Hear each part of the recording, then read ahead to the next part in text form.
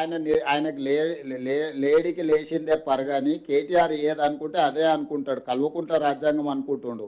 వాళ్ళ నాయన దిగిపోయి చాలా రోజులైంది, వాళ్ళ నాయన అర్థమై ఫామ్ హౌస్లో వండుకున్నాడని ఆయనకు అర్థమైతలేదు.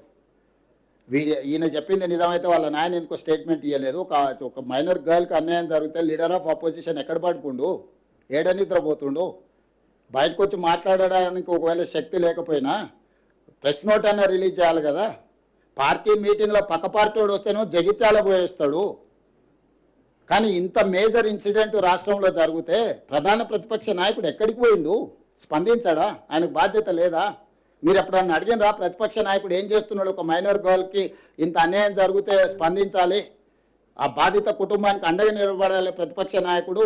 10 ఏళ్ళు ముఖ్యమంత్రి ఉన్న చంద్రశేఖరరావు అధికారం ఉంటేనే బయటకు వస్తావా, లేకపోతే ఫామ్ హౌస్లో పండుకుంటావా అని ఇంకో ఒక్కరన్నా మీరు అడగకపోతే ఆయన కాదు, ఆయన తరఫున ఒకళ్ళతో పుచ్చుకున్న బంట్రోతులు ఉంది కదా, బంట్రోతులనే అడగండి.